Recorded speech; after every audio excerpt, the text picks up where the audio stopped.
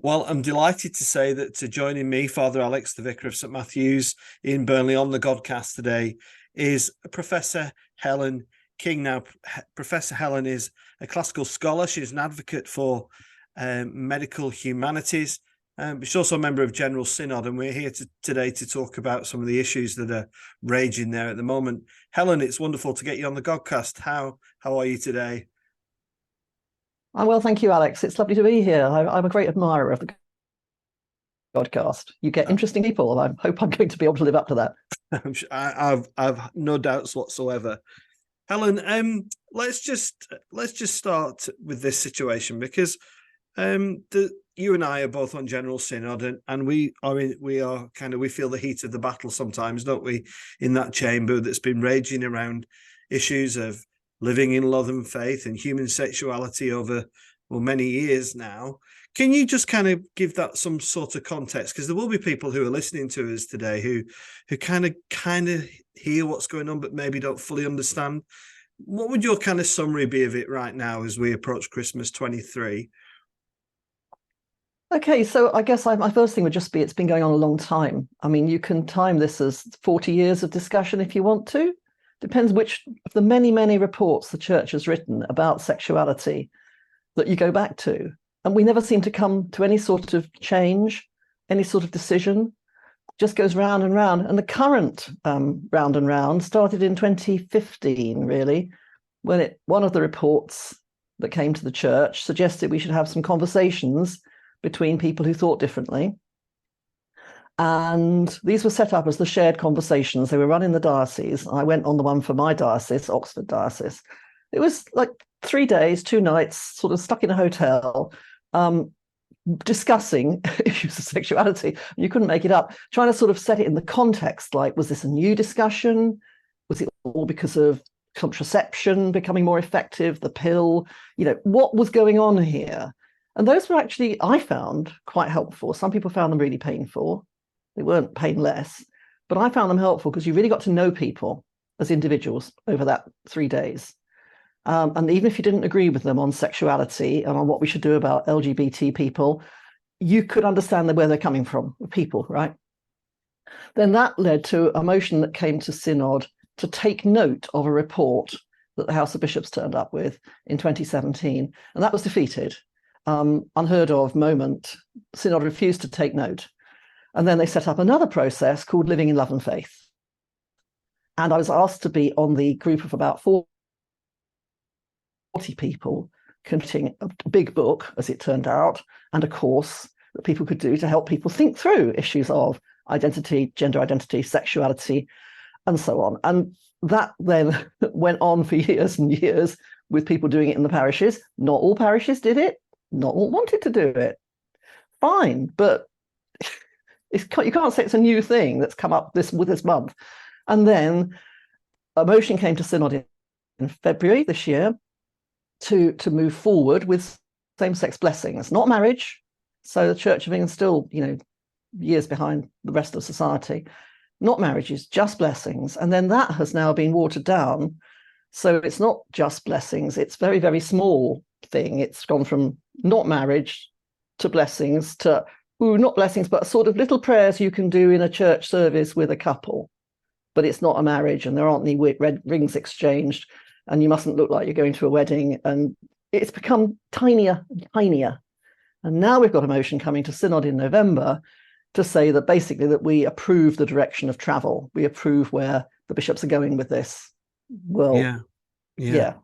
That's a great explanation. Does that seem reasonable? I mean, you've read the papers. Does that seem reasonable to you? I think that's a really great way of explaining it to people, far better than I could anyway.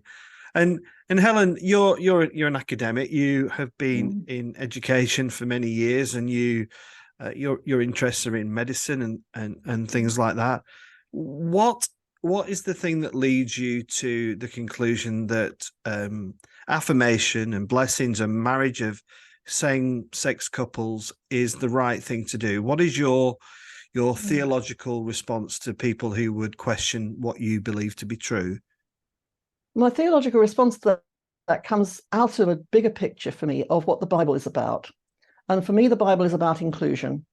It's about more and more people being drawn into the love of God. So that means the inclusion not just of the Jews, but of the Gentiles. Oh, then the fight against slavery, the inclusion of women, and now full inclusion of people whose sexuality is on the lesbian, gay, bisexual sort of end of things. It's a sort of progress. And also incarnation. My theology is very incarnational. I think over the years, I don't know about you, but Christmas and Easter, it's like, which one's the sort of biggie for you? Is it Easter? Is it all about the cross? Is it all about redemption and atonement? Is it Christmas, God becoming human? And I've gone quite from Easter to quite Christmas now. That doesn't mean I like Christmas as in loads of tinsel and stuff like that, but what we celebrate at Christmas, that God became fully human. And our full humanity is in Christ. There was been the argument years ago that we couldn't have women priests because Jesus was a bloke. So only blokes could be priests. And we've got away from that. We've realized that Jesus's humanity has to be sort of somewhere on gender spectrum, sexuality spectrum. But the point is all of us are included. Yeah. So it's a sort of incarnational theology and an inclusive, increasingly inclusive God's love taking in everyone. That's where I'm coming from. Yeah. But being part of the Anglican Communion, Helen, not everybody holds that belief, do they? There are lots of people out there, and once upon a time, that was kind of the great attraction for me, was that we all kind of could sit together under one very wide umbrella. But it seems becoming more and more difficult. Just mentioning female ordination, there is a large number of Christians in the Anglican Communion who are still opposed to the ordination of female women. How do you square the circle when you come up with these objections? Because as well as and as highly educated as somebody like yourself is, there are highly educated Christians and people on the other side of the fence who holds a deeply different view to the one that you and I perhaps hold. How does that sit with you now? Has it changed over the years? Has it become more difficult as you progress through this journey? Yeah, I think my own personal journey has been through lots of different types of churches. So very conservative evangelical, Sunday school and early teens, youth club sort of background, and then parish church, and then a bit of a thing with Anglo-Catholic expressions of faith, which I find very powerful. I like, the whole symbolism, the contemplative life rather than the active life, all these sorts of things. And somehow we've managed to hold this together in the Church of England. And I think that's great because it means it's all there for you. You're not saying only this sort of Christianity is okay. It's a much broader thing. So I've personally benefited from moving around between different groups. And I think one of the things with shared conversations was that you'd sit down with people who thought very differently on lots of things, including sexuality. And yet you'd get that underlying faith in God becoming human in Jesus, and in Jesus's life as something to emulate, and in Jesus's self-giving as something to emulate. And somehow that was the big umbrella, as you say, it's the umbrella thing. And it's somehow we've gone beyond that now. We've got to a very sort of carping, sniping approach to each other, which isn't good at all. I want to hear what people who don't think like me think. It doesn't mean that I'm going to agree with them, but I want to hear where they're coming from. And I think that has been something I've done over the last few years with various groups I've had to sit in, where you hear, and what I hear from the conservative evangelical end particularly, is a sort of different view of the world to what I have.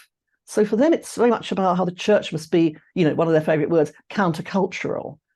So if the world is affirming gay sexuality as valid, we must go the other way. Yeah, it's all about sex. It's never about things like attitudes to money or power. It's always sex. It seems to be we're getting obsessed. Well, we've been obsessed. I think it's interesting what you said, because you said that you like to listen to what other people have got to say, and I do as well. And you're right. The sniping and the bad feeling is palpable at the moment. But one of the problems I have with once I've listened to somebody else's argument is they then want me to conform to that argument. Yes. And I don't necessarily want them. I mean, of course, I'd love them to conform to my position, but I don't expect that of them. And I wouldn't try and put up a barrier for them to stop believing what they believe. But it feels that that's what's going on right now. Would you agree with that? Yes, I think that's exactly it.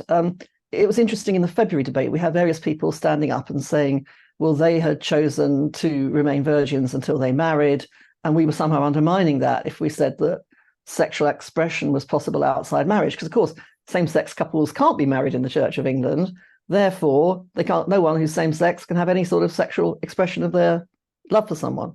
So it's also quite circular.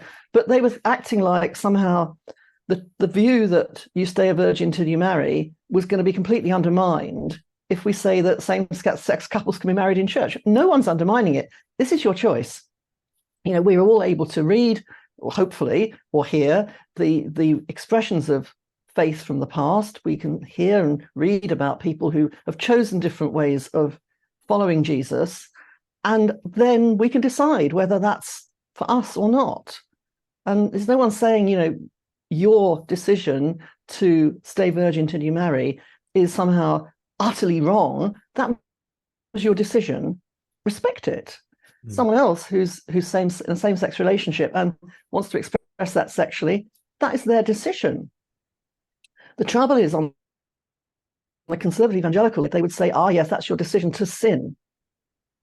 And it's the throwing around of the word sin I find very distressing. I've been in more than one room now where someone who is gay and in a relationship has said to the conservative evangelicals in the room, what do you think of my relationship? And they go sort of very grudgingly, well, you know, I'm sure the commitment is jolly good and it's, you know, good that you're looking after each other, but you're a sinner. It's like, this is the only sin worth talking about. And I really don't see where the sin is anyway in a committed couple giving consent to each other to enjoy sex together. I really don't see that as sin. And what would you say to someone who, on that position, who says, I'm saying that because I love you. Oh, yeah. This is about eschatology. This is about where you're going to end up, brother or sister. Yeah. Well, by all means, what would you say to that? I've heard it. By all means, yes, say it. That's your view. I don't share that view. And I find it very odd that somehow that is an okay thing to say, whereas the other choices you make in your life somehow are not the subject of this sort of, we really love you, that's why we're telling you that you're going to hell. As an appeal, you know, as a way of sharing the love of Jesus, I don't find the you're going to hell if you don't do this terribly helpful. Yeah. Helen, I know of conservative evangelical priests whose own children have come out. Yeah. And have been effectively evicted from the family status. Yeah. And whilst that position remained, to me, that seems quite inhumane. That seems quite cruel. What would you say? Yeah, I agree entirely. It's cruel. I think that's the only word for it. It's why does this trump everything else? You know, why is your sexual identity, your sexuality, the way you express that, somehow a reason to abandon all other expressions of love for someone? And you have to say, I tell you this in love, it's actually, it's abusive language. And I think it's taking over the language of love for something it really wasn't intended for. Yeah. I think you only have to, the more you, I'm getting quite carried away here, the more you know people who are in faithful same-sex relationships and you respect, you know, their love for each other, the support they give, the way that their homes are places of open friendship and acceptance of people of all different faiths, nationalities, everything. You know, this is not something to be scared of, yet fear seems to be one of the really big emotions that's being stirred around at the moment. Do you think? I think so, yeah. And if we reflect on February, Helen, on a personal level, for me, that was one of the most emotionally difficult things I've experienced Yeah. in my ministry. It was so disheartening at times, and I really didn't want to vote. That we were voting for, like you say, a reduction of what we wanted and Yeah. what we were looking for, and the term crumbs under the table was being thrown around, and I very much felt that. But in the end, I was faced with a decision. Well, it is this or nothing at the moment, and so I voted to support that. What was your own reflections of February, Helen? Yeah, I felt all over the place in terms of where I wanted to vote. In the end, yes, I voted for it, but grudgingly, always grudgingly. I think there's a bizarre thing in the church at the moment where they seem to think they put you in a room with a load of people who think differently, and somehow you're going to come out the other end all friendship and love. And it doesn't work like that. I mean, we had small group work, as you know, in February, and I found it bruising. There were some people in that group who wouldn't even speak. And I think in many ways, that's the option to take. If you say anything, you then get shot down. There is no acceptance that there's more than one view. And one of the things I loved about the Living in Love and Faith big book, I mean, it's huge. No one, presumably except those of us who had to read through the drafts, has read the whole thing. But it's got a section on the different views you can take in the Church of England on sexuality and on the Bible's authority. And just showing there's a spectrum of views. It's not like you're in, you're out. It's like there are different ways of understanding these complicated truths, and they're all okay. And we need to respect that some of us have read the Bible and prayed and come to different conclusions, rather than saying, you haven't read the Bible. When I was at Synod in July, a conservative evangelical came up to me at lunchtime and sat next to me and talked to me. And then he came around to, I don't understand, Helen, you know what the Bible really says about this. You just choose to ignore it. I'm like, no, I don't think that's right. What do you think it says then? He said, oh, you know perfectly well what it says. And we had this awful non-conversation, which was all about how you interpret some verses of scripture that are probably about something nothing like what our categories are today, using words that are never used except once in the Bible, and yet somehow people think they know what they mean. It's not easy. Jesus did not say anything about same-sex couples. No. Fact. But yeah. Even that's disputed. Oh, no, this refers to, well, no. And, despite our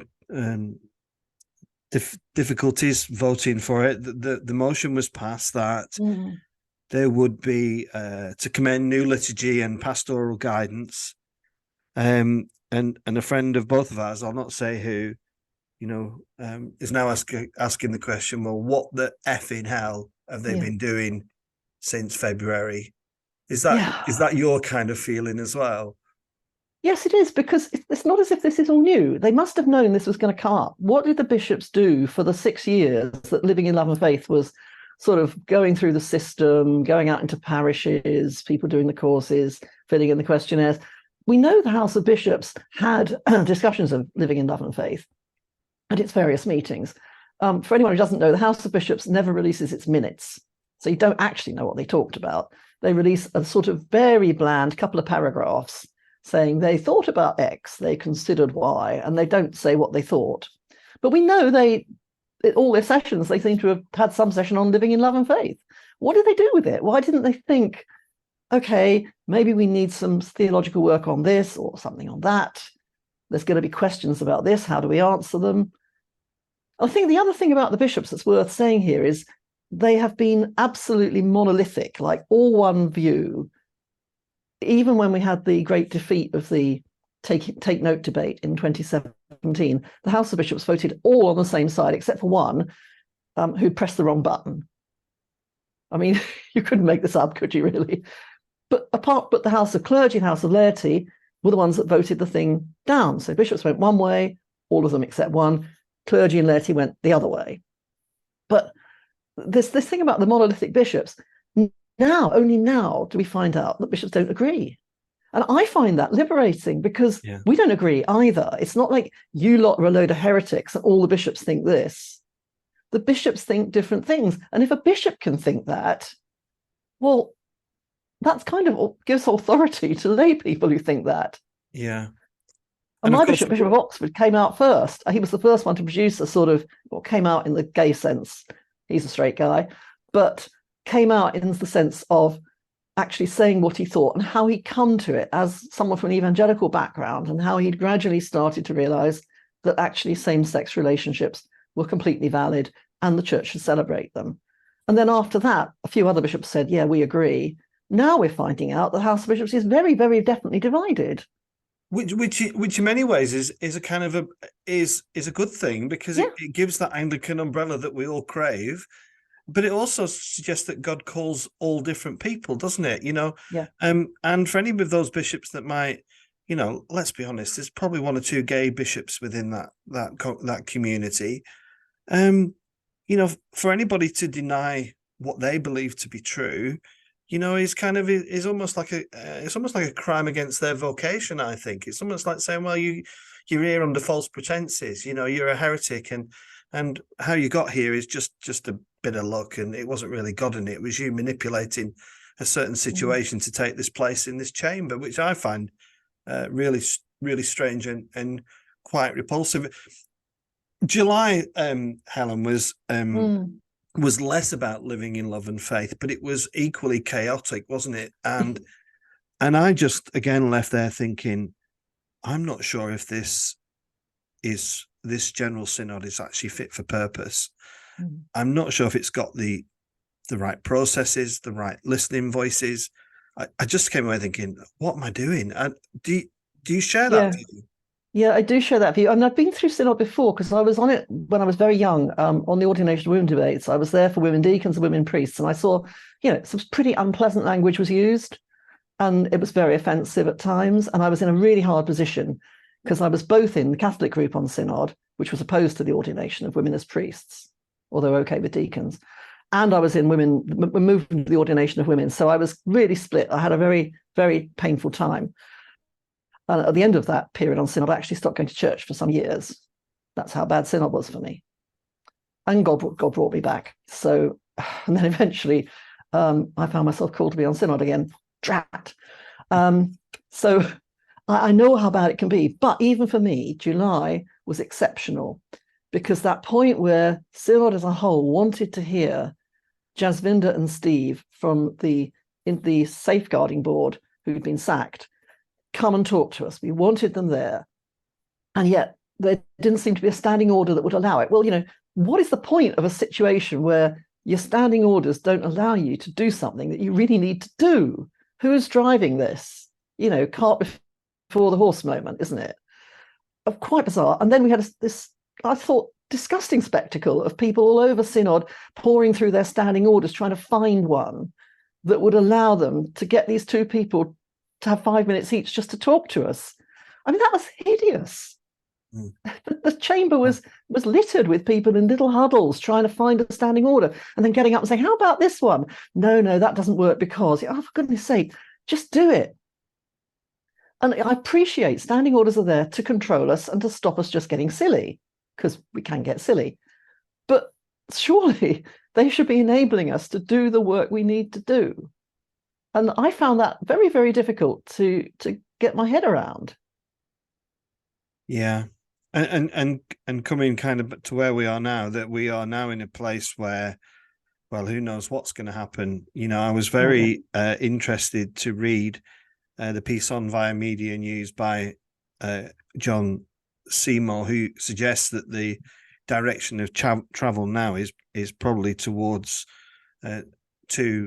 the only options are two potentially homophobic kind of outcomes. Whichever way it goes, it's going to be not good news for people who are inclusive and LGBTQI plus and all the allies. So, what is the way forward? How do you see this playing out, Helen? Well, we have this odd situation now where what I thought was coming to Synod is not what's coming to Synod.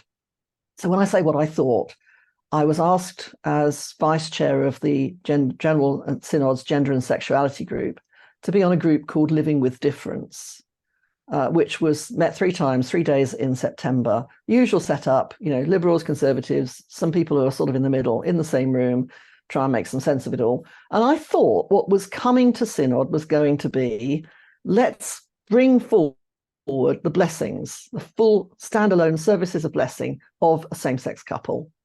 Bring that forward, but with under some canon law that allows it to be there on a temporary basis, with the archbishops basically taking responsibility for it legally. And then some years down the line, like maybe 10 years down the line, after another synod has been elected and maybe there, then give it formal Canon B2, it's called, authorization, so it becomes an official service of the Church of England. But let's do it on a trial basis. Let's do it now.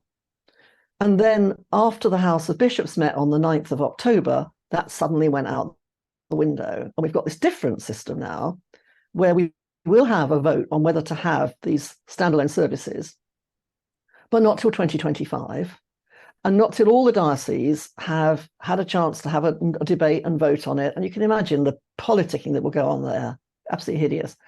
And meanwhile, all we get is these prayers, which are terribly mild prayers, honestly. I mean, you mentioned Via Media, a piece that's come out today, which I haven't yet plugged on social media, but will do, which is arguing that actually even the prayers in the prayers of love and faith are not even mentioning the fact this is actually a couple. They're making out it's friends, just friends. So it's become even smaller I know. than I thought it was going to be. And I don't know where we go with that, because the alternative is, shoot the whole thing down in flames like we did in 2017. Then what? We've got nothing. Yeah. But Helen, I feel quite patronized. I feel quite ashamed that I can only use a prayer that's authorized for this. I like to think I'm a person of integrity. I can't think of any other thing that I need permission to pray about or to pray for. It's an insult. It's an insult not only to the gay and LGBTQI community. It's an insult to me as a priest. Yeah, it stinks that I have to. Oh, I can only say it. Sorry. You can imagine if a couple came to me and said, could you offer me a prayer? That's also, I just need to check that I'm not going to actually compromise myself or risk a CDM because I'd like to pray for you. It's deeply offensive. It's deeply grotesque. It's deeply unpastoral. It's good to hear you say that, Alex. Honestly, I mean, you have to keep saying this, because there's always this thing that, it's only the LGBT people who are an issue here. We're all involved in this. We're all involved. This is not just about friends of ours who happen to be lesbian or gay. This is about straight people as well. It's about priests. It's about lay people who lead services. All of us are involved in this. And it is. I just think you can bless anything else. You can bless backpacks. You can bless tractors. You can bless small furry animals. Yeah, these nail clippers. I can bless these, Helen. It's just. Oh, thanks. That'd be great. Yeah, thanks. Bless your nail clippers. I love it. I mean, you can bless anything, but you can't bless a couple, because, and this is what the conservative evangelicals would say, because you're blessing sin. So I do not see where the sin is in a committed couple coming to ask for God's blessing. I'm just delighted that they want God's blessing. Can we celebrate? I think one of the other things that I struggle with is I interviewed Luke Lorna a few weeks ago about class. I actually think this buys into that issue of class. The language that we use. I mean, when the term covenanted relationship came up, I'd never heard of it. It was the biggest load of baloney and bull that I've ever heard of. I thought, I'm going on, what's a covenanted relationship? Don't patronize me by looking down at me saying, you don't know what that means. It's just so infuriating and so ridiculous. And one of the reasons it infuriates me, Helen, is because of what it says to the world that's out there. When I first listened to the first presidential addresses on Synod from the Archbishop of Canterbury, and we learnt that church numbers have fallen to a record low and continue to fall. What on earth is this saying to the people that we actually want to reach out to? And in a context such as mine, which is very working class, says it as it is, this stuff just floats over their head, and we just seem to be completely irrelevant and uninspiring, uninviting, and unwelcoming. Sorry, that's a bit of a rant, but that's how it feels. It's a good rant. It's a good rant, and I agree completely. So one of the things I do in my church life is I'm a street pastor. So every month I go out for an exciting night on the town, and I talk to people who never go near a church. And frequently we get onto this topic of, so what about gay people then? You know, why is the church so against gay people? My friend's gay and he's a great bloke. And, you know, and off they go. And I can't explain it. All I can say is I'm totally with you. I agree the church has got it wrong on this. People understand, you know, entering a committed relationship, it may be marriage, it may not be marriage, but it's commitment. You make a commitment to someone in your life. And you may at some point in your life want to formalize that into marriage. Or you may, you know, I've got plenty of friends who people think they're married, they're not actually married, they've just been together a really long time and they're committed to each other. Yeah. Fine, not a problem. And some of those people will want to come to church and have that relationship recognized by a congregation and their friends and their families and ask for God's blessing on it. And I don't see any problem with any of that. Yeah. And to say, well, we're not blessing that, ooh, that's sin. Come on, you know, all have sinned and fallen short of the glory of God. Don't you, you know, we all sin all the time. Yeah. But this is not sin, in my view. This is love. Yeah. And I suppose in a situation where a democratic vote has been taken and been passed, but it's not being fulfilled, there is the potential for people to go rogue, isn't there? Yeah.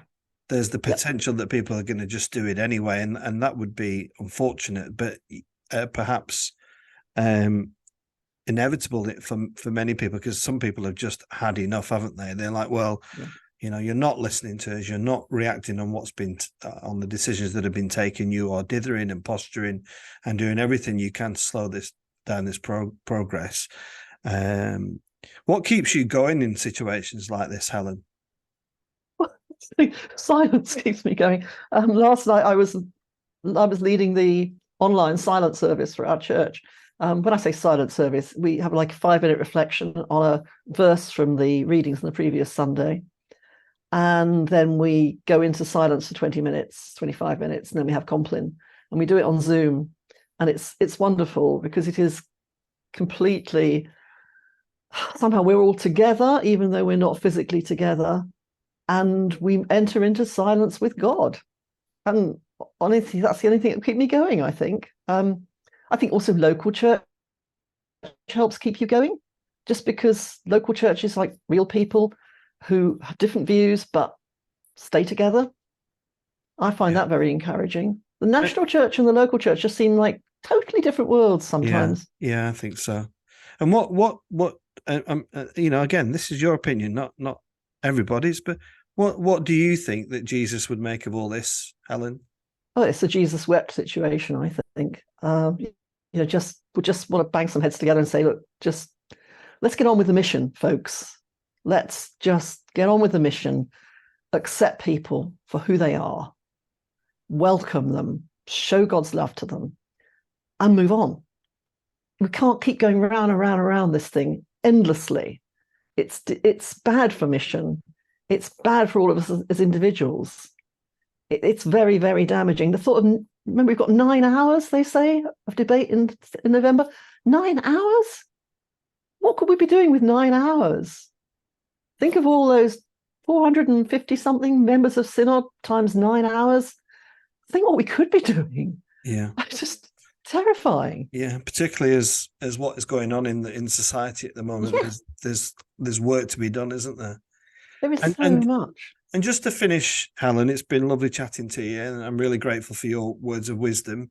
What would your message be to the LGBTQI community, not just Christians, but, you know, somebody, just the odd person that might pick up this podcast or YouTube video and go, well, I'm gay. That, you know, is the church a place to be? Yeah, I think I'd say don't judge us by this. You know, I have gay friends who make sure whenever they move church, if they move to a new area, they go and see the vicar. Is church a safe place for me? And that's a good question to ask. And there are congregations out there who are not interested in what your sexuality is. They just want to welcome you as a person loved by God. You know, find those congregations. There's an organization called Inclusive Church, which keeps a list of churches which are known to be welcoming to everybody. You know, there is actually no reason why, as an LGBT person, you can't explore the church, explore the Christian faith in a safe place where you're not going to be told all the time that you're the sinner. So there is hope for you, because I believe that God welcomes all of us, knows us all as individuals, and values us all as who we are, not as something we're trying desperately to be, but we can't, because that's not what our sexuality is. Thank you, Helen, and thank you on a number of levels. Thank you for putting in the hard yards and the miles, because this might not come in our lifetime even, but I think it will come, and it is through people like yourselves who speak up and speak out that will enable that to happen in the same way that it happened for female clergy all those years ago. So thank you for that. I also want to thank you for being a mate. I never thought I'd have a professor who's a mate, but I feel that you are somebody I can look to and just say what's going on, and you'll just break that down for me. And I'm very grateful for that on a personal level. So thank you. Thank you. We're actually quite human, we professors. I mean, when I met my husband, which I did on christianconnection.co.uk, there's a plug, my profile said I have a terrible secret which puts all men off. And that was the fact that I was a professor. He was remarkably unfazed by it. So that was a good sign, wasn't it? Well, thank you so much, Helen. I look forward to seeing you in November, where we'll go through all the pain and suffering again. But for now, thanks for coming on the Godcast. Thank you. Lovely to see you. Thanks very much for having me, Alex.